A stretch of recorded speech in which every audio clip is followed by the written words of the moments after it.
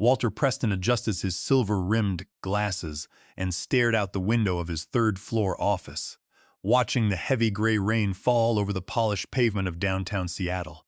The morning was exceptionally quiet, save for the low, rhythmic hum of the building's central heating system and the gentle click of his keyboard. Walter was 54 years old, and he had spent the last 10 years of his life building Aegis Marketing Group from a struggling regional agency into a dominant consulting firm. He was a quiet, systematic thinker who believed that business was built on character, precision, and mutual respect. While the younger sales managers spent their time drinking expensive whiskey, attending flashy conferences, and bragging about their superficial networking connections, Walter stayed in his office. He reviewed detailed campaign analytics, optimized advertising spend, and verified every project deliverable. He was the silent, operational engine that kept the entire corporation running smoothly. Under his direct management, Aegis had secured 23 major accounts, which generated the vast majority of the company's yearly revenue. When Walter first joined Aegis in the year 2016, the firm operated out of a small, cramped office with only 3 employees and 2 struggling clients. The agency's original founder, a retired industry veteran named George Vance, was a hard-working entrepreneur who understood the value of client loyalty. George had hired Walter because he knew that global marketing required a disciplined hand and a deep understanding of operational logistics.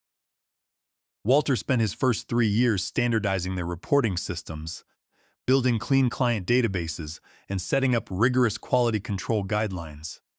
Under his watch, the company grew rapidly, earning a reputation for absolute reliability.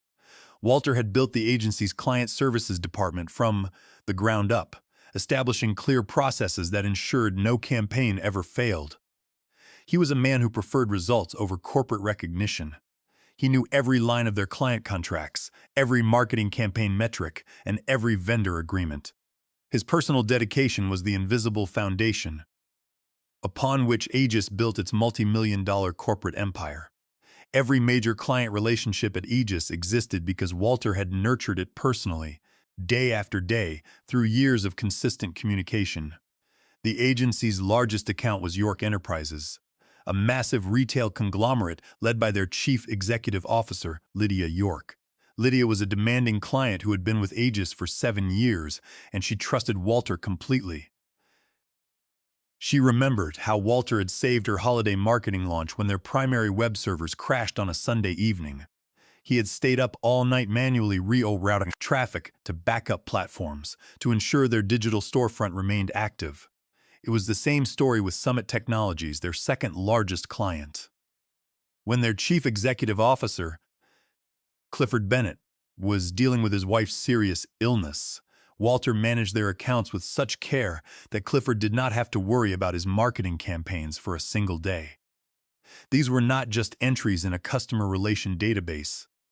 They were authentic relationships built on trust, empathy, and professional excellence. The clients knew that when Walter made a promise, the agency delivered.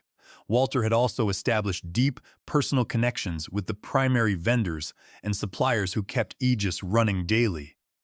When the agency needed high-quality promotional materials printed on a tight schedule, Walter called Randall at Apex Printing, who would always prioritize their orders. When they hosted client appreciation events, Sonia at Gourmet Catering ensured the service was flawless because she respected Walter's professional courtesy. When the office network experienced technical difficulties, Gavin from Integra IT would send his best technicians to resolve the issue immediately, because Walter always treated them with respect and paid their invoices on time. These service providers were the lifeblood of the agency's operations, and their loyalty belonged to Walter, not to the Aegis name. While the other executives treated these suppliers as interchangeable services, Walter viewed them as critical partners. He knew that without their support, the agency would quickly descend into operational chaos, a vulnerability that the executive team completely overlooked. The corporate culture at Aegis changed dramatically 12 years ago when Julian Vance inherited the agency from his father. Julian was a young, ambitious executive who had never worked a day in client services, never managed a difficult client, and never stayed up past midnight to resolve an advertising emergency. He viewed the agency not as a collection of professional relationships, but as a spreadsheet where operational costs could be slashed to increase his personal bonuses. Julian was obsessed with corporate buzzwords like synergy, organizational efficiency, and automated client services. From the day he took control, he targeted Walter's department, viewing their detailed audits and relationship-focused approach as unnecessary overhead. Julian believed that client management could be fully automated through software platforms, completely failing to understand that trust is a human quality that cannot be programmed. He wanted to replace Walter's experienced team with cheap automated systems to boost short-term profits. Because of the rapid growth of the major accounts under Walter's leadership, his employment contract included a specific incentive: a 5% commission on the net margin growth of the 23 major accounts, payable at the end of each fiscal quarter. For the first quarter of the current year, that performance bonus amounted to exactly $400,000. It was money Walter had earned through relentless work, constant client communication, and meticulous campaign management. He had saved the agency's reputation and optimized its operations, and he knew his worth. But as his annual review approached, Walter heard rumors that Julian was planning to eliminate his commission to cut costs. On a rainy Thursday morning, the summons to the executive suite arrived. Julian Vance was waiting for him, tapping a pen against a folder, ready to execute a corporate betrayal that would change the agency's future forever. The executive boardroom was silent and cold when Walter entered. Julian Vance sat at the head of the long mahogany table, wearing a tailored suit and a condescending smirk, while the director of human resources, a cold and quiet woman, sat next to him. Julian did not invite Walter to sit before sliding a document across the table. It was the annual review. Julian declared that the agency was undergoing a strategic restructuring and that the position of Senior Director of Client Accounts was being dissolved. The company was transitioning to an external, automated logistics and marketing platform designed to eliminate administrative overhead. Julian explained that Walter's salary was being cut in half, effective immediately. He stated that the new corporate model could not justify a high director salary, and that Walter could either accept the new terms or leave the firm. The number on the paper was insultingly low, barely enough to cover his mortgage and basic expenses. Julian leaned back in his chair, expecting Walter to panic or beg for a compromise, confident that a 54-year-old manager would have no choice but to accept. To justify this drastic pay cut, Julian pulled out a series of colorful charts, claiming that market trends in automation software had rendered traditional relationship management obsolete. He argued that their new automated system could track client behavior and execute marketing campaigns at a fraction of the cost, saving the agency 70% of its current operational expenses. Walter listened to this presentation with quiet detachment. He knew that the automated tools Julian was describing were generic software templates that lacked any customization. They could not handle the complex, shifting needs of major accounts like York Enterprises. The human resources representative remained silent, her eyes fixed on her notebook, refusing to meet Walter's gaze. The tension in the boardroom was thick, accentuated by the steady rain drumming against the large windows and the distant hum of traffic on the streets below. Julian spoke with the arrogant confidence of a man who believed that spreadsheet formulas could easily replace a decade of dedicated human experience and client trust. Walter read the document carefully, recognizing the standard corporate trap. They wanted him to surrender his hard-earned $400,000 commission in exchange for keeping a diminished job. If he signed the agreement, he would waive all rights to his outstanding performance bonus and agree not to pursue any future litigation against the agency. If he refused, they would fire him anyway, withhold his commission, and threat to blacklist him in the shipping and marketing industries. Julian warned him that finding another director position at his age with a terminated record would be nearly impossible. Walter did not raise his voice or show any emotion. He folded the paper, placed it in his pocket, and looked Julian in the eye. "I understand," Walter said calmly. "Perfect timing." Julian's smirk flickered, replaced by a brief look of confusion. He had expected anger or despair, but Walter's absolute composure was unsettling. Walter stood up, closed his notebook, and walked out of the boardroom without another word. Walter returned to his office, sat at his desk, and opened his personal computer. He did not connect to the company network, ensuring his activities remained private.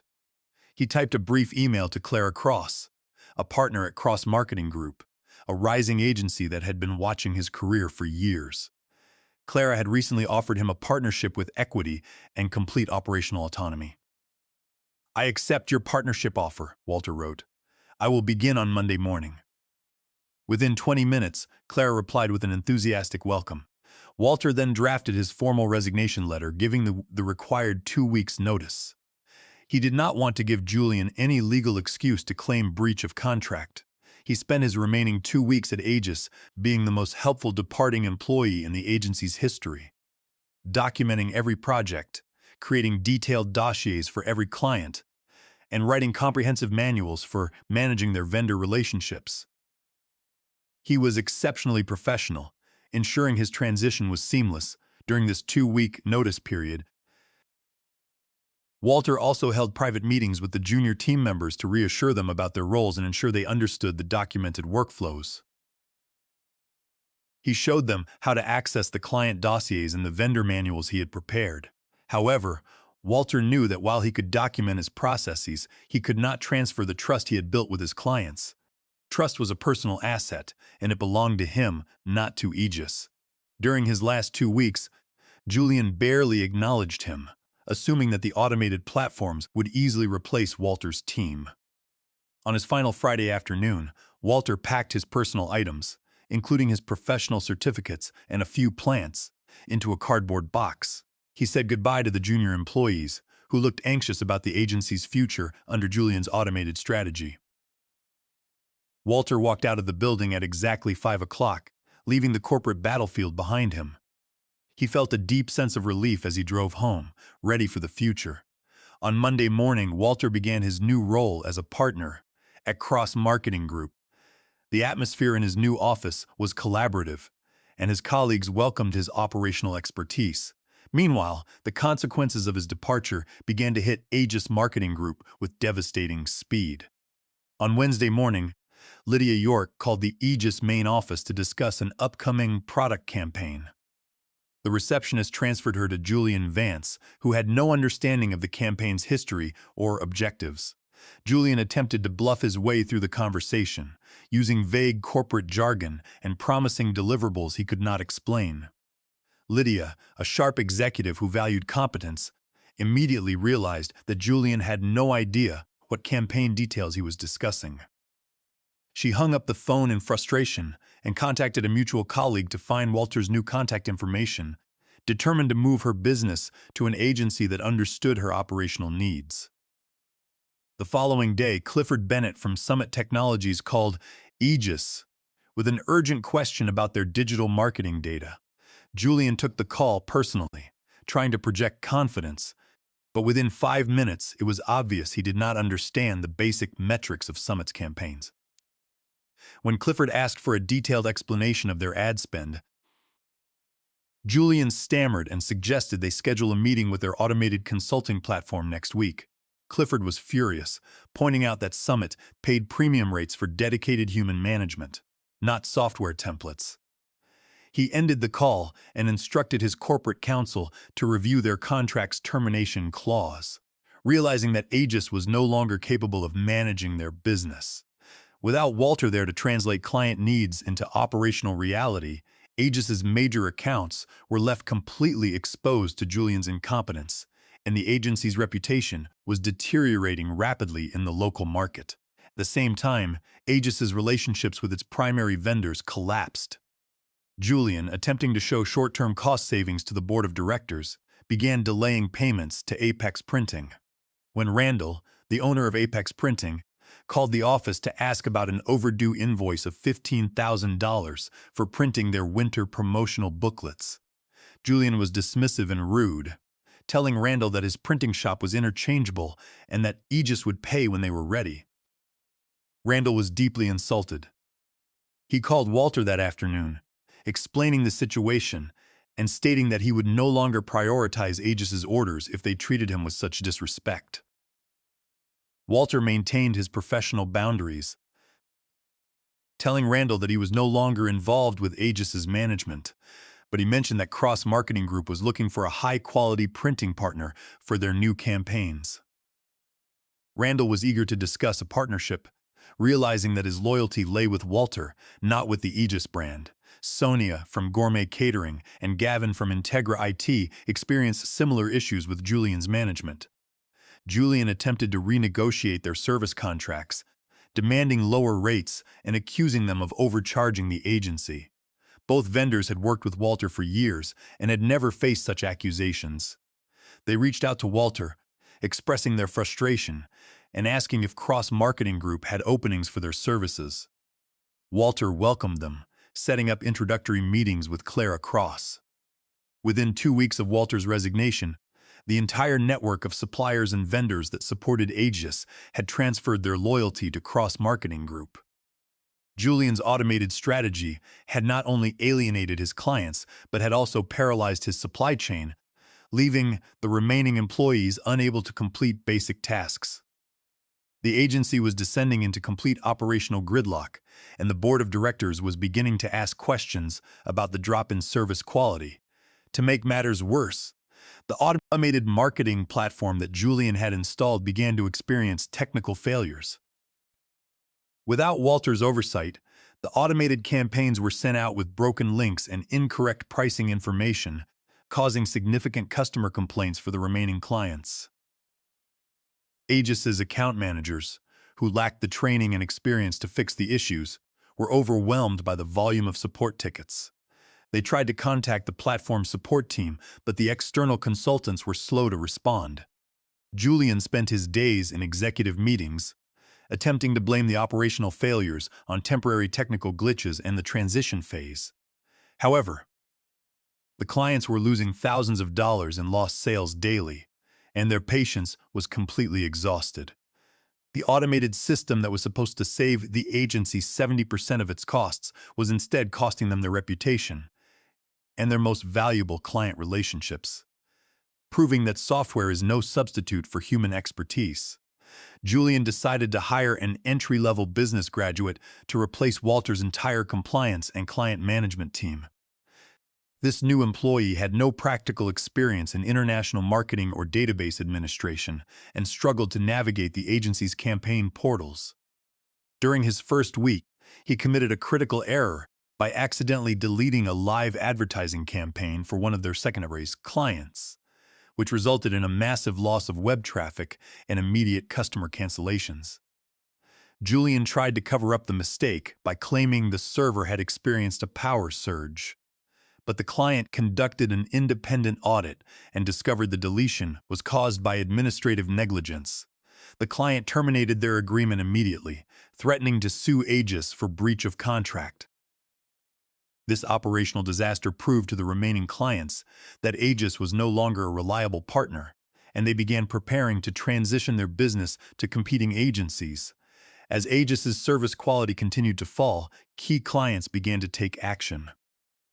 Lydia York officially moved the York Enterprises account to Cross Marketing Group, stating that she refused to pay premium rates for disorganized service. A week later, Clifford Bennett followed, transitioning Summit Technologies' entire marketing campaign to Walter's new agency. In total, 12 major accounts left Aegis within a month, transferring their business to Cross Marketing Group.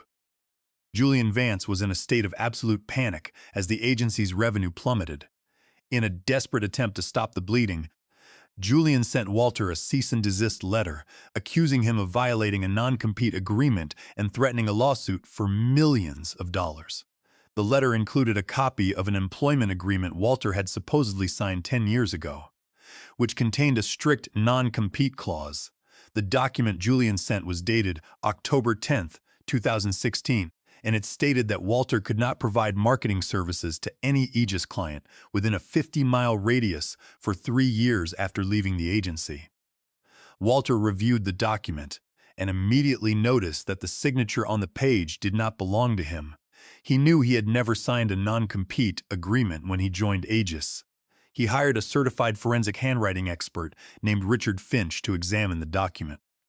Richard conducted a detailed analysis, using high-powered microscopes and electrostatic detection to compare the signature on the agreement with Walter's verified signatures from historical tax returns and old company records. Richard concluded that the signature was a trace forgery. The signature on the contract matched a signature from an old employee handbook acknowledgement form, which had been scanned and digitally overlaid onto the fake non-compete agreement. Richard Finch's laboratory report was highly detailed, outlining multiple points of comparison that proved the forgery.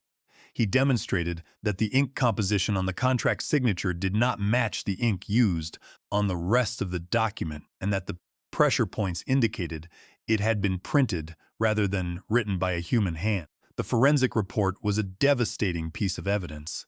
Walter's lawyer sent a formal response to Aegis's legal department, citing the common law doctrine of forgery. The letter explained that a forged instrument is void ab initio, meaning it has no legal existence or effect from the very beginning. The lawyer also informed them that they had proof of the forgery and would pursue criminal charges against Julian for felony forgery under state law if the threat of litigation was not dropped immediately. The letter cited specific state statutes, warning Julian that forgery was a serious crime, carrying a maximum penalty of 5 years in prison. Aegis's corporate counsel, realizing the severe legal and criminal implications, immediately advised Julian to withdraw all legal claims against Walter. The threat of criminal prosecution terrified Julian. He had believed that he could use the forged document to intimidate Walter into returning the clients, but he had instead exposed himself to a felony charge. Aegis's legal department was furious with Julian, pointing out that his actions had not only invalidated their claims, but had also placed the entire corporation at risk of a massive lawsuit for malicious prosecution and fraud.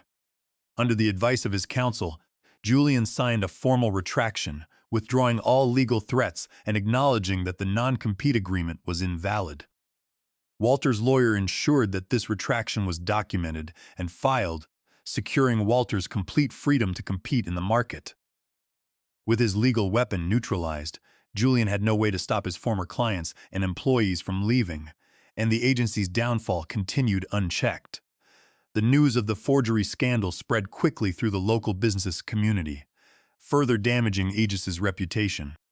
Clients who had been hesitant to leave decided to terminate their agreements, refusing to do business with an agency accused of fraud. Walter's former team members at Aegis began applying for positions at Cross Marketing Group, eager to work in an environment that valued competence and integrity. Walter hired 3 of his former colleagues who brought valuable operational knowledge and helped manage the influx of new clients. By the end of the second month, Cross Marketing Group had doubled in size, while Aegis was facing severe cash flow issues and mounting pressure from its creditors. Julian's attempt to steal Walter's commission and destroy his career had instead resulted in the complete destruction of his own family legacy, leaving him with a mountain of debt and a ruined professional reputation.